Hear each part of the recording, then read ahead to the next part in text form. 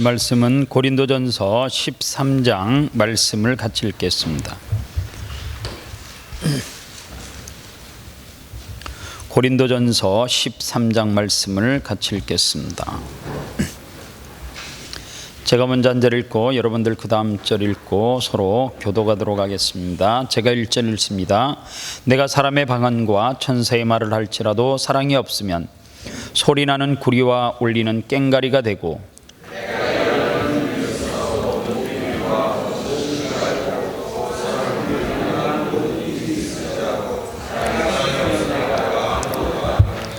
내가 내게 있는 모든 것으로 구제하고 또 내 몸을 불사르게 내어줄지라도 사랑이 없으면 내게 아무 유익이 없느니라.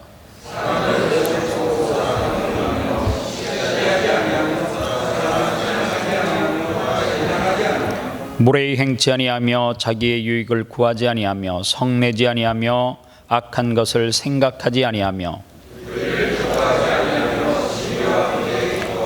모든 것을 참으며 모든 것을 믿으며 모든 것을 바라며 모든 것을 견디느니라.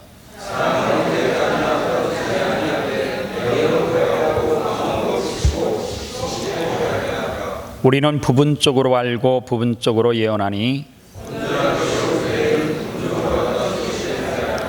내가 어렸을 때 해는 말하는 것이 어린아이와 같고 깨닫는 것이 어린아이와 같고 생각하는 것이 어린아이와 같다가 장성한 사람이 되어서는 어린아이의 일을 버렸노라.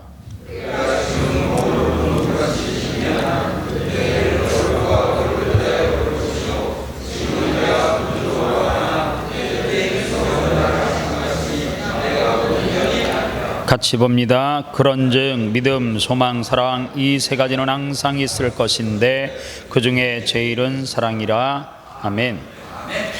고린도전서 13장을 계속해서 함께 나누겠습니다. 우리는 지금까지 고린도전서의 말씀을 통해서 고린도 교회는 지금 이 시대에 현존하는 교회들처럼 여러 가지 복합적인 문제들이 많이 일어났습니다. 은사적인 문제가 일어났다 그랬죠. 교회 안에서 파가 생겼다 그랬어요. 그리고 교회 안에서 그룹들이 생겼다라고 그랬어요.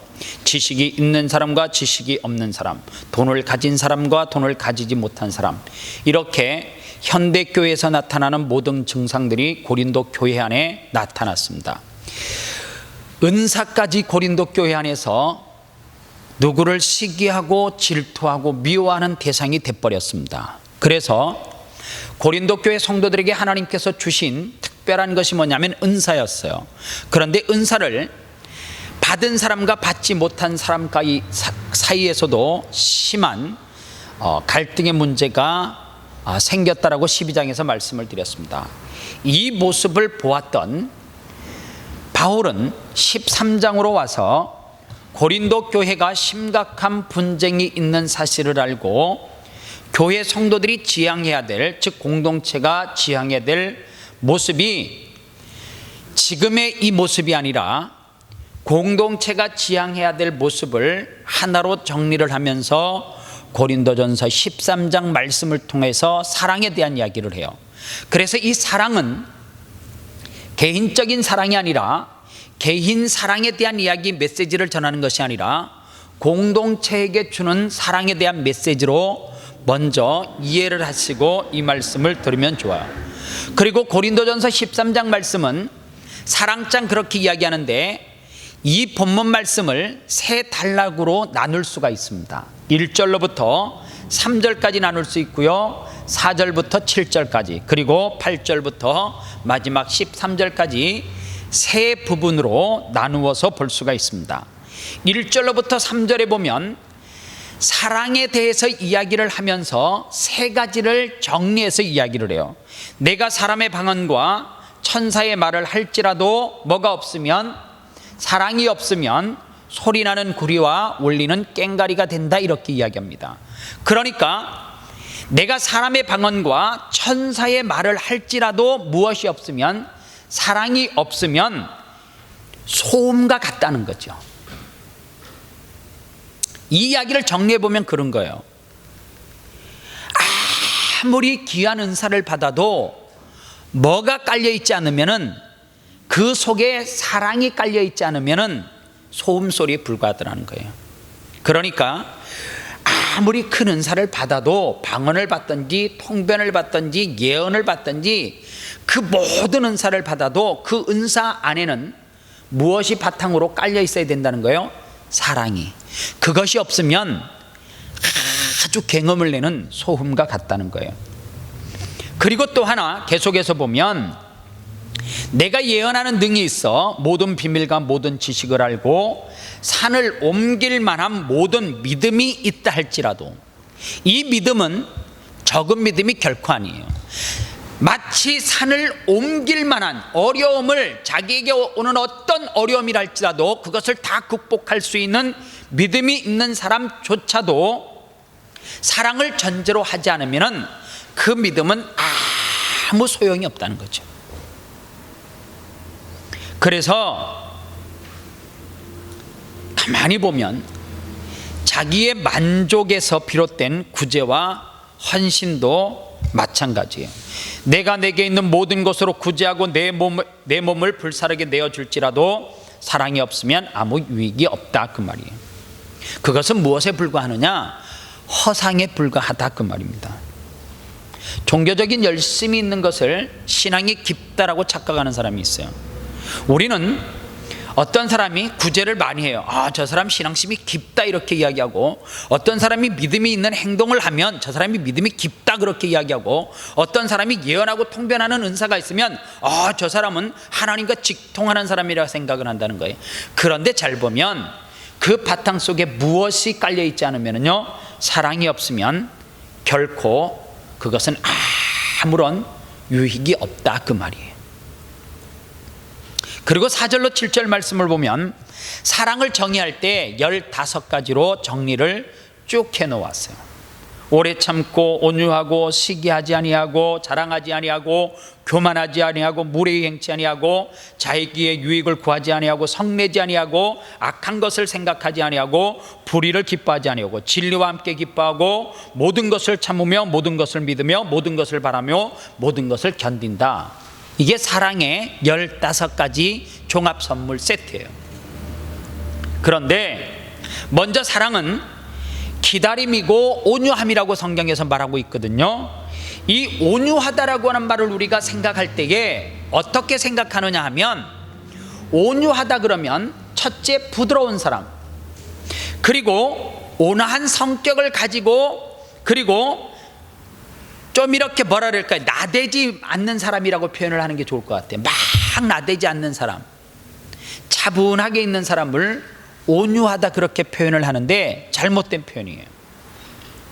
여기서 온유하다라고 하는 말은 야생 말이 있죠. 말, 길들여지지 않는 야생 말이 어느 순간에 길을 잘 들이는 이 마부를 만나 가지고 그가 막 야생의 기질이 있고 막 들판을 막 날뛰고 사람을 등에 올라탈라 그러면 막 뿌리치고 다리 들고 이러던 말이 어느 순간에 이 마부 조련사를 통하여서 그 안에 있던 그 모든 것을 억누르고 잠재우고, 그리고 어떻게 하는 거예요? 스스로 자기의 성품을 다스릴 줄 아는 것, 이게 온유함이에요. 그래서 마태복음 11장 29절에 나는 마음이 온유하고 겸손하니 나의 멍에를 베고 내게 배우라 그러잖아요. 여기서 말하는 온유함이 고린도전서 13장에서 이야기하는 것은 사랑이 온유하다라고 하는 말하고 똑같은 이야기예요. 이래서 헬라어로는 이 온유하다라고 하는 말이 프라우스, 이런 뜻을 가지고 있어요. 이 프라우스라고 하는 단어의 뜻이 뭐냐 하면 하나님의 힘에 의해서 다스림을 받는 상태, 이게 뭐냐 하면 프라우스, 온유하다라고 하는 뜻이에요. 우리의 힘을 자랑하는 것이 아니라 하나님에 의해서 잘 길들여져 있는 사람, 그래서 매 순간 어떤 행동을 할 때 하나님을 두려워할 줄 아는 사람, 즉 내가 이것을 할 때에 해도 되는가 말아야 되는가를 하나님 앞에 생각을 하면 하나님의 힘에 의해서 내가 지배를 받고 다스림을 받아서 내가 온순한 양처럼 말이 어떻게 하는 거예요? 고삐를 쭉 당기면 어떻게 해요? 딱 쓰잖아요. 그게 뭐예요? 자기를 억누르고 통제할 수 있는 힘. 누구의 힘에 의해서요? 하나님의 힘에 의해서. 이것이 되지 않으면은 말수가 적고 조용한 사람이 온유하다라고 절대 표현할 수 없는 거예요. 그러니까 온유는 누구나 다 해당될 수 있어요. 성격만 온유하다고 온유한 것이 아니라 거친 사람이라도 하나님의 힘과 통제에 의해서 다스림을 받는 사람, 그런 사람을 하나님은 쓰는 거예요. 그래서 찬양의 가사 중에 주님 말씀하시면 내가 나아가고 주님이 설하시면 내가 서고, 이게 뭐예요? 온유한 사람이에요. 누구의 힘에 의해서 통제를 받는 사람? 하나님의 힘에 의해서 통제를 받는 사람. 가끔 가다가 뭐를 하다 보면 다툴 수 있어요. 그런데 통제가 안 되면 그거는 뭐예요? 온유함이 아닌 거죠. 그거는 뭐예요? 교만함이에요. 하나님의 힘에 의해서도 내가 통제되고 다스려지지 않는 것이 뭐예요? 온유함이라 누가 말할 수 있어? 없다는 이야기죠. 그리고 또한 사랑은 시기하지 않고 자랑하지 않고 교만하지 않는데요. 고린도 교회 성도들이 분쟁을 하는 이유는 딱 하나예요. 내 은사를 자랑을 해요. 그리고 상대의 은사를 시기하고 또 뭐해요? 비판하기 시작하는 거예요. 그리고 그 은사를 지적해요. 여러분들, 이것은 지금도 교회 안에서 나타나는 거죠. 자기 것만 제일이라고 생각해요. 방언도 제일 아니고요, 예언도 통변도 제일 아니에요. 그냥 은사 중에 하나일 뿐이에요. 그거는 어떤 사람에게 준다 그랬어요? 일반적으로 필수적으로 주는 것 있어요.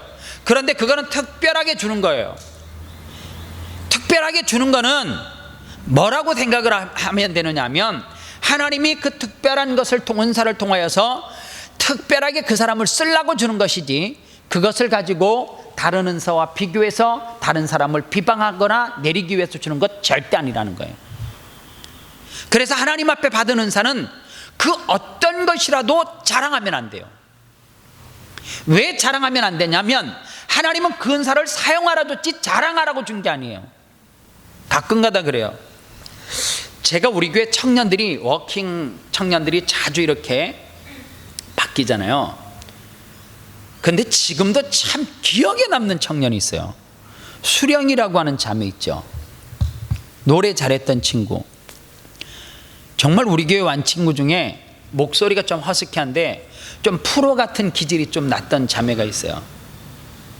지금 아마 미국에 결혼해서 이제 미국에 가서 사는 걸로 알고 있는데, 그 자매가 음반을 내고 있잖아요. 여태까지 우리 교회에 와서 거쳐간 청년 중에는 CCN 그래도 가수로 이렇게 활동을 조금 했었어요. 음반도 있고 그러니까.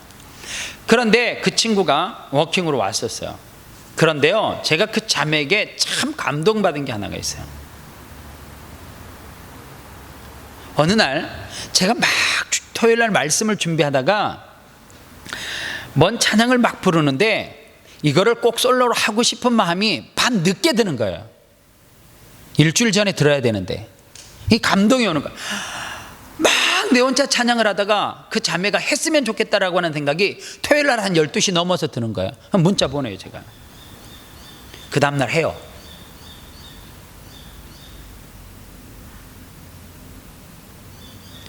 나는 걔 같은 가수가 없다라고 생각하는 거지. 대부분은 어떻게 돼요? 목사님, 이렇게 갑자기 주시면 어떻게 해요? 더군다나 아침에 하는 노래를 아니 이렇게 주면 어떻게 해요? 그 당시 비교되는 사람이 있었어요. 한 주 전에도 목사님 한 주 전에 못한대. 내 속으로 해서 조용필도 한 주 전에 돈 주면 하는데 왜 니는 못하냐, 속으로 그래서. 조용필도 하는데 왜 니는 못하냐고. 근데 그 수령이라는 자매가 매 순간 제가요, 어느 날은 교회에 와서 너 이것 좀 해라 해요. 근데 여러분 잘 보세요. 노래를 했던 사람은 그 노래에 대한 어떤 한 번 무대에 서는 거를 있잖아요, 뭐라 그럴까요? 자기가 평가받을 수도 있고 어떤 흠이 잡힐 수도 있으니까 쉽게 안 하거든요. 그런데 그 자매만큼은 제가 어떤 상황과 어떤 시간 속에서 부탁을 해도 했어요. 그리고 제가 한국의 성복교회를 갔어요. 너 이 교회 와서 득성 좀 해라 그랬어요.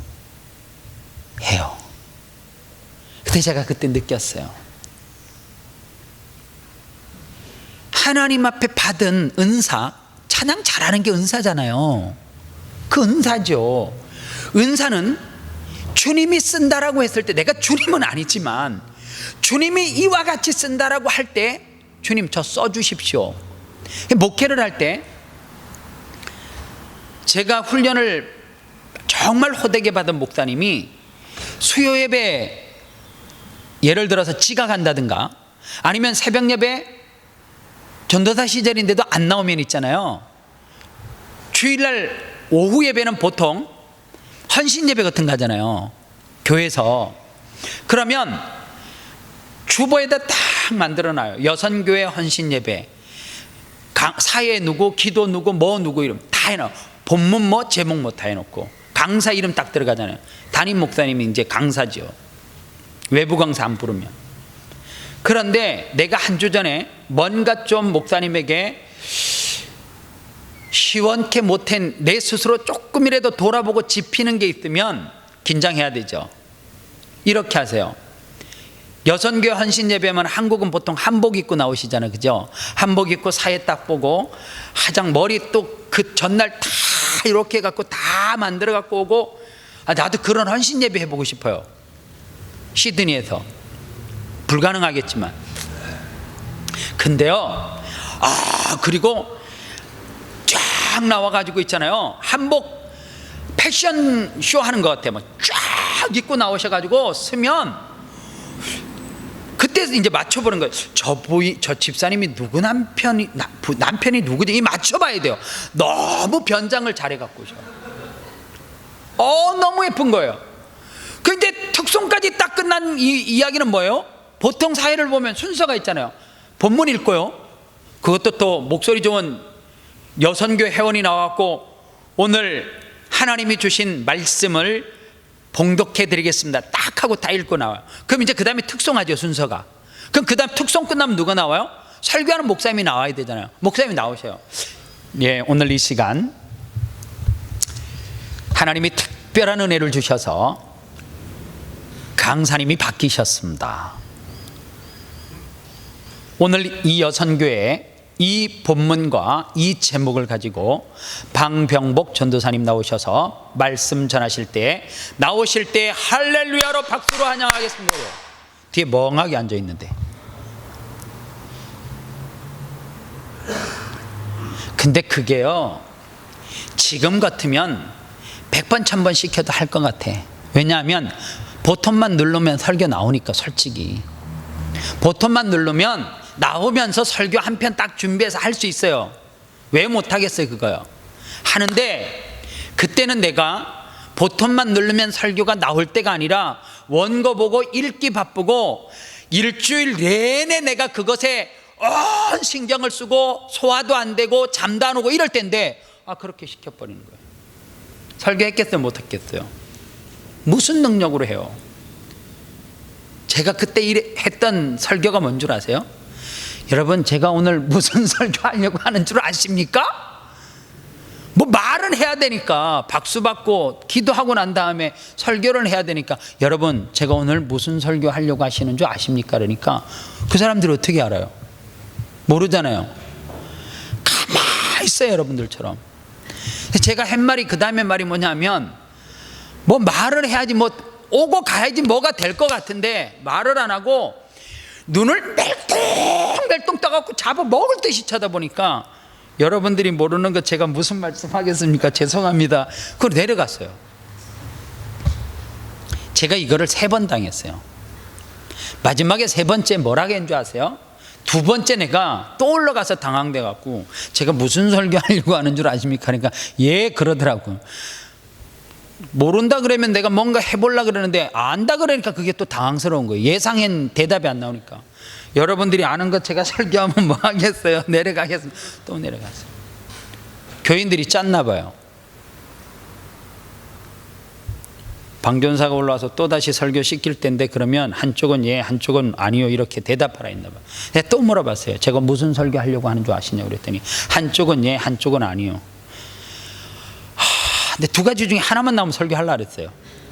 예나 아니요 통일되면 경험했으니까 하려고 했는데 두 개가 동시에 나와서 제가 그랬어요. 아는 사람이 모르는 사람에게 가르쳐 주세요. 설교 마치겠습니다. 내려갔어요. 잘렸겠어요? 안 잘렸겠어요? 안 잘랐어요. 결국은 거기에서 제가 훈련을 잘 받았는데 목사님이 나오시던 일에 박수를 내가까지 지금까지 들은 설교 가운데 최고의 설교를 들었다고, 이런 설교는 세상에 없다고. 우리가 신앙생활하면서 아는 사람이 모르는 사람에게 가르쳐 주는 것, 복음을 전하는 것, 그것이 복음의 핵심 메시지라고 박수 친다고. 이 사람 훌륭하게 될 거라고. 말은 그렇게 하고요. 그때서부터 한탄강에 있는 모래내 기도원에 매주 월요일날 1시까지 잡혀가가지고 부름받아가지고 설교 5편 온 거 써가지고 절벽에 세워놓고 3년 동안 제가요 절벽에서 소리 지르면서 설교 연습했어요. 매일 월요일마다 가고 설교 5편 가지고 소리를 지르면서 설교 연습. 사랑하는 내 여러분 할렐루야 이러면 막 진짜 쩌렁쩌렁 울리는 거가 메아리 같죠. 그런데 지금은 있잖아요, 훈련이 되니까, 그 훈련이 되니까 보통만 들으면 설교가 나오죠. 그런데 가령 뭐 하세요? 예라고 하는 사람과 하나님이 볼 때, 제가 볼 때가 아니에요, 하나님이 무슨 일을 시킬 때 예라고 순종하는 사람과 아니요 잘 못하겠어요, 준비되면 할게요 라고 하는 사람과 준비가 덜 됐더라도 제가 배우면서 해볼게 하는 사람, 여러분들이 하나님이에요. 하나님은 이 땅에 있는 모든 사람들을, 죽은 자를 살리기 때문에 하나님이 못하겠으면 은사 줘서 할 수 있어요 없어요? 있어요. 그럼 하나님이 어떤 사람 사랑하겠어요? 빼는 사람요? 아니에요. 하나님은 예라고 순종하고 열심히 노력하고 힘쓰는 사람을 하나님은 써요. 그러나 반대로 아니에요, 준비되면 할게요, 나 아직 목이 안 트였어요, 내가 그 사람을 위해서 예배를 오후로 옮길 수는 없잖아. 그 감동이한 거를 한 주 미룰 수가 없잖아. 그래서 부탁을 했는데 나 안 된다는 거야. 목사님은 너무 즉흥이래요. 여러분들 정말 죄송한데요, 영은, 성령은 있잖아요, 말씀을 전할 때 원고에 하나도 없는 것이 강대상에서 말씀을 선포하는 가운데 나도 모르게 그 감동을 줘가지고 메시지가 터져 나올 때 있다니까요. 이런 거죠. 내가 이 시간 민재가 특송하기를 원한다고, 이 곡으로 해주기를 원한다라고. 그러면 성도들이 그거 뭐 몰라요? 짜고 하는지 안 짜고 하는지 다 알잖아요. 하면 음정이 틀리든지 뭐가 틀리든지 은혜가 돼요. 우리는 완벽하게 무엇을 해야지만 하나님이 기뻐 받으신다고 생각하는데 절대로요. 하나님은 우리를 있잖아요, 아마추어라 할지라도, 우리가 아마추어죠, 그죠? 아마추어라 할지라도 최선을 다하면 하나님께서 그거 기쁘게 받는 거예요. 그래서 여러분들, 주님이 우리를 위해서 십자가 졌잖아요. 그 십자가를 지시고 죄를 용서해 주셨어요. 그래서 누구든지 십자가의 그 공로로 통하여서 은혜를 받은 사람들은 누구든지 누가 누구를 뭐 할 수 없어요, 평가할 수 있는 자격이 없어요. 주님이 그렇게 평가하면서 우리에게 구원이라고 하는 것을 선물로 줬다라고 하면 우리 다 구원받을 수 있는 자격이 안 되잖아요. 그래서 고린도전서 13장에서 말하는 사랑은 어떤 사랑이냐, 전체 다 사랑이 아가페 사랑이에요. 아가페 사랑은 이 땅에서 이루어질 수 없는 사랑을 말하는 거예요. 무조건적인 사랑이죠. 우리가 아가페 사랑 이야기하면 부모가 자식을 사랑하는 사랑으로 비유하는데 제가 볼 때 그것도 어폐가 있어요. 왜요? 부모도 미운 자식들 미워하더라고. 하나님은 아니에요. 자격과 조건을 따지지 않고 아가페, 무조건적으로 사랑하는 거예요. 고린도전서 13장에서 말하는 그 사랑이 무슨 사랑이에요? 무조건적으로 사랑하는 사랑이에요. 제가요 러시아 모스크바 그 다음에 사할린 이쪽에서 사역하는 박영서 선교사님이라고 하는 분을 알아요. 그분은 뭐 털보예요, 털보. 그런데 얼마나 사역을 왕성하게 하는지 몰라요. 그런데 생명의 위협을 많이 느껴요. 북한에 무슨 사역도 하고 그 다음에 소련에서 사역을 하는 가운데 어려움을 많이 당하는데, 어느 날 제가 그 선교사님에게 이런 질문을 던져봤어요. 선교사님, 왜 그렇게 열심히 그 사람들을 위해서 사역을 열심히 하느냐? 고려인들을 대상으로 사역을 하고요, 저 북한에 있는 사람들을 사역으로 또 방향을 넓혀가지고 사역을 하는데, 저는요 그 선교사님이 사명과 소명의 부르심 때문에 하는 줄 알았어요. 그런데 그 선교사님 입에서 하는 이야기는 사명과 소명에 대한 이야기가 절대 아니었어요. 뭐라고 이야기하냐면, 어찌나 주님이 나를 사랑하는지 그 사랑 때문에요. 그렇게 대답해요. 어찌나 주님이 나를 사랑하는지 그 사랑 때문에 그 사역을 할 수밖에 없다는 거예요. 주님의 사랑을 체험하니까 하는 거죠. 그 제가 너무너무 충격을 받았어요. 나는 목회자는 하나님의 부름과 부르심에 응답해서 하는 줄 알았거든요. 소명과 사명으로 하는 줄 알았어요. 그래서 주를 위해서 부를 쏟자 목숨 명자, 목숨을 내어놓는 거라고 생각을 했는데 아니더라는 거죠. 하나님의 부르심을 위해서 목숨 내어놓을 수 없는데, 그분이 하는 이야기는 주님이 어찌나 나를 그렇게 사랑하는지 그 사랑 때문에. 주님의 사랑을 뭐 하니까요? 내가 피부로 체험을 하니까, 몸으로 체험하니까 내 목숨 놓고 할 수밖에 없다는 거죠. 오늘 여러분들은 하나님의 부르심 때문에 여기 앉아와 있어요. 여기 와서 직분을 감당해요, 교회에서. 그러면 한계가 있어요. 뭐로 통하여서요? 어찌나 주님이 나를 그렇게 사랑하는지, 주님의 그 사랑 때문에.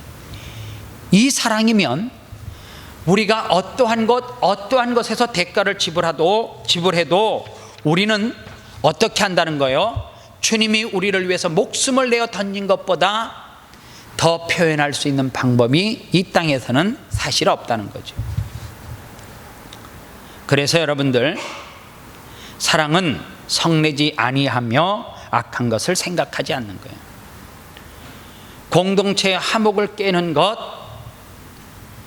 사랑은 뭐 하지 아니하고요, 성내지 아니하고 악한 것을 생각하지 않는 거예요. 누가 가져다 주는 생각이에요? 주님이 절대로 가져다 주는 것은 성내거나 그 다음에 악한 것을 생각하는 것을 주님이 가르쳐 주지 않아요. 주님이 가르쳐 주는 것은 어떤 거예요? 반대예요. 성을 내지 않는 것, 그리고 악한 것을 생각하지 않는 거예요. 그래서 상대를 자극하거나 그렇게 막 대하지 않는 거예요. 여러분들, 언어로 주는 폭력이 참 오래가요. 정말 오래가요. 여러분들이 무심결에 카톡방에서 막 이렇게 한마디 대화하는 게 얼마나 사람들에게 대하는 사람 입장에서 상처를 주는지 몰라요. 근데 그거는 마음속에서, 이 머릿속에서 지워지잖아요. 그래서 느끼는 게 하나예요. 말 안 하는 게 최고예요.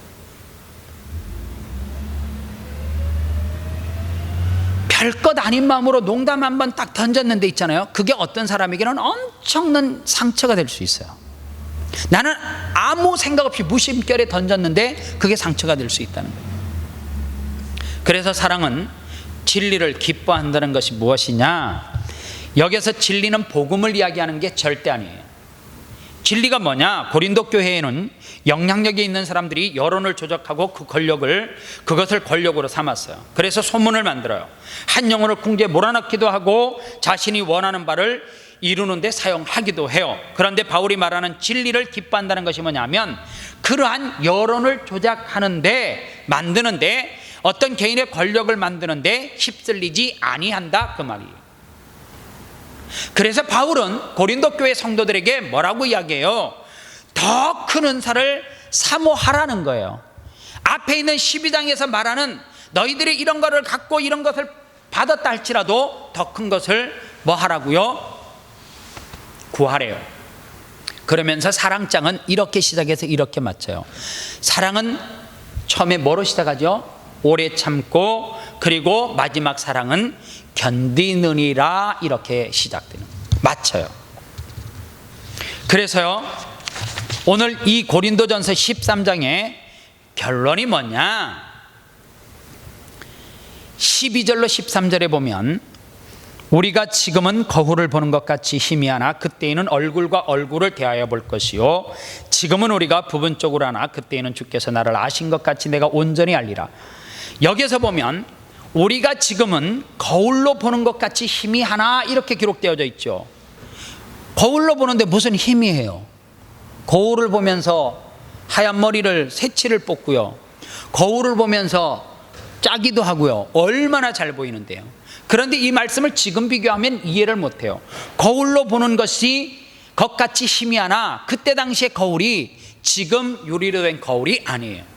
청동 거울이에요. 여러분들 청동 알죠? 청동에다 자기 얼굴을 한번 이렇게 비춰봐요. 아주 뭐 지금처럼 잘 보여요? 아니거든요. 희미한 형체로 보이는 거예요. 그러니까 바울이 여기서 지금은 청동 거울로 얼굴을 보면 뽀용 형태로 볼 수밖에 없을 정도지만 예수 그리스도께서 다시 오시는 그날에는 얼굴과 얼굴을 서로 대면한다, 그 말이에요. 지금 거울이 아무리 좋아도 내가 보지 못하는 부분이 있잖아요. 뒤를 잘 못 보잖아요. 뭐 뒤에 거울 놓고 봐도 이게 잘 안 돼요. 그런데 보세요, 얼굴과 얼굴을 대면해서 보면 구석구석 내가 볼 수 없는 부분을 봐요, 못 봐요? 보지요. 그 얼굴을 대면하시는 분이 누구라는 거예요? 주님이라는 거죠. 그래서 오늘 말씀 가운데 거울로 희미하게 보이는 것은 아무 소용이 없다, 그 말이에요. 그래서 이 땅의 모든 것들은 무용지물이다. 그러나 무엇은 영원하다고요? 사랑은 영원하다, 그 말이에요. 오늘 그런데 성도들이 이 사랑의 은사를 구하지 않아요. 우리는 자꾸만 은사 그러면 12장까지 기록되어져 있는 은사만 찾아요. 그래서 그 은사를 가지고 서로 판단을 해요. 받은 거와 못 받은 거가 믿음이 있다 없다, 하나님을 만났다 만나지 못했다. 그래서 교회 안에서 물질을 조금 벌면 그 사람은 축복받았다, 물질을 못 벌면 축복받지 못했다. 여러분들 절대로 그것은 축복의 잣대가 아닐 수 있어요. 왜냐? 그러면 이 땅의 모든 목사들은 저주받았게요. 그렇잖아요. 물질의 축복 못 받았잖아요, 목사들이. 농어촌에서 목회하는 분, 아프리카에서 선교하는 목사님들은 정말 저주받아서 사는 거잖아요. 아니에요.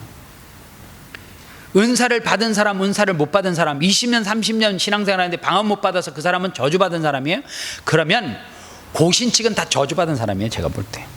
고신측에서 방언하는 사람 한 10,000명에 1명 될까? 아니, 받았으면 그 사람 소멸돼요. 왜? 뭐 방언하면 걔를 이단 취급하고 막 정죄하고 막 중하는 눈빛으로 보기 때문에 방언했다가도 도망 튀나와야 되니까 그거를 가지고 성령을 받았다 받지 못했다라고 하는 잣대가 절대 될 수 없어요.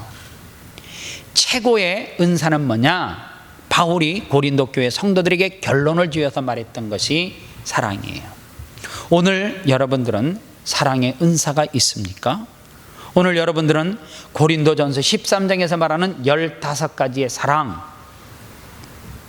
이 사랑을 한번 정리를 해서 15가지를 정리해서 부부 관계 속에서도 적용을 시켜보고요, 교우들 관계 속에서도 좀 적용을 시켜보고요, 그리고 내가 살아가는 세상 가운데서도 이 말씀을 좀 적용을 시켜서 내 자신에게 사랑의 은사가 어디까지 있는가를 한번 훑어보시기를 바랍니다. 사랑은 오래 참고, 이렇게 시작되잖아요. 사랑은 온유하며, 여기서 온유하다라고 하는 말은 내가 설명했잖아요.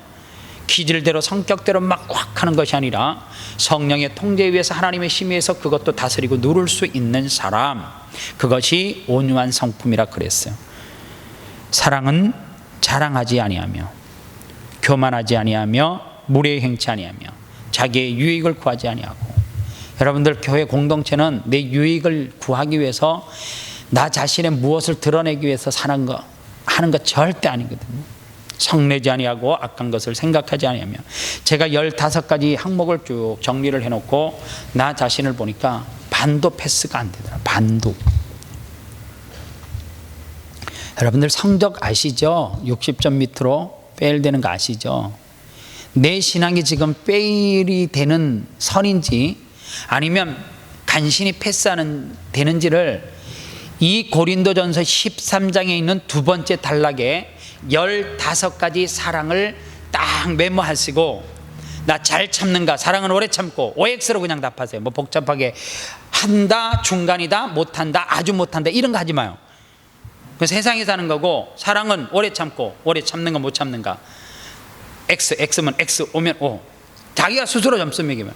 사랑은 온유한가, 온유하다라고 하는 것이 말 안 하는 거 아니에요. 절대 아닙니다. 온유한 거는 뭐라고요? 하나님의 힘에 의해서 내 기질이 다스려질 수 있는, 길들여져 있는 말과 같은 거. 내가 정말로 온유한 성품을 가지고 있는지 점검해보고. 아니면, 그러면 여러분들 성적표가 쭉 나와요. 이게 제가 볼 때 신앙을, 지금의 내 신앙을 점검할 수 있는 명확한 시험지가 될 수도 있다라고 생각을 했어요. 꼭 여러분 한번 돌아가셔서 정리하시고 한번 점수 매기시고, 안 되시면 무엇이 가장 안 되는지 그거 한번 부여잡고 그거 몸부림치면서 싸우는 거예요.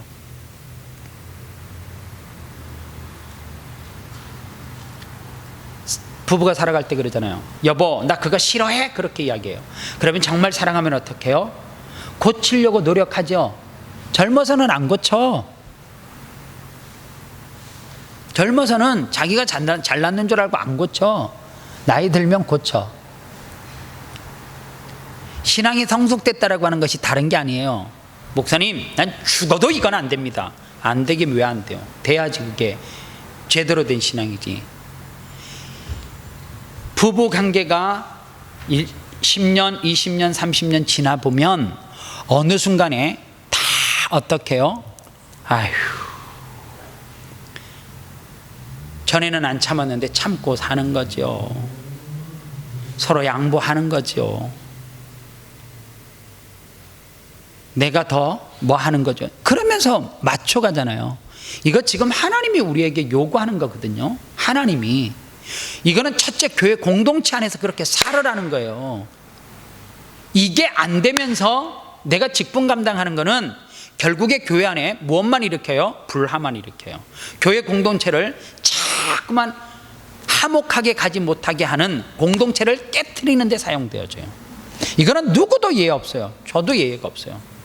여러분들 한 해가 가시기 전에 이거 다 컴퓨터로 타이핑해서 1번 오래 참고 다 해가지고 점수 매기고, 한번 여러분들 내년에는 내가 어떻게 뭐가 하나 교정이 됐는지를 보고 우리 아름다운 교회 성도들이 15문제 다 맞고 주님 앞에 가시기를 소원합니다. 기도하겠습니다. 이 시간 기도할 때 이 고린도전서 13장의 말씀을 가지고 함께 기도하겠습니다.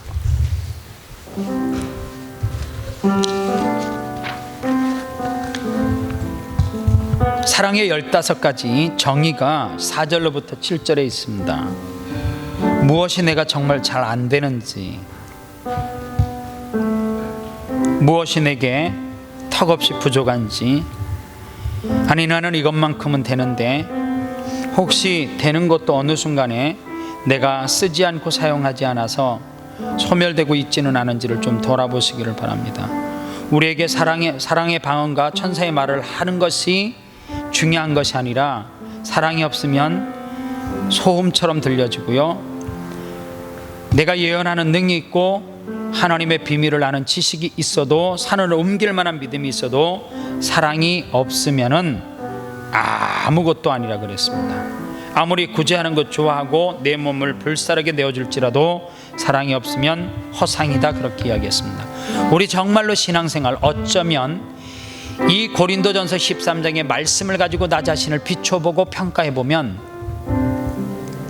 정말로 내가 주님이 내게 베풀어 주셨던 그 사랑을 제자로서 잘 전하고 살아가고 있는지를 점검할 수 있는 잣대가 될 수 있습니다. 오래 참으시고 온유하고 시기하지 아니하고 자랑하지 아니하고 교만하지 아니하고 무례행치 아니하고 자기의 유익을 구하지 아니하고 성내지 아니하고 악한 것을 생각하지 아니하고 불의를 기뻐하지 아니하고 진리와 함께 기뻐하고 모든 것을 참고 모든 것을 믿고 바라며 견뎌야 되는 것이 주님이 우리에게 요구하시는 사랑이요 최고의 은사입니다. 이 은사 우리 아름다운 교회 성도들이 다 가지시기를 소원합니다. 하나님, 나 이거 부족합니다. 채워달라고 기도하시고요. 정말로 내가 은사 가운데 이 사랑의 은사가 최고 큰 것을 몰랐으면 이 말씀을 통해서 깨닫고 그 은사를 사모하고 그리고 힘쓰시기를 구하십시오. 그럴 때 하나님이 그 은사 우리에게 주실 줄 믿습니다. 기도하겠습니다. 사랑하는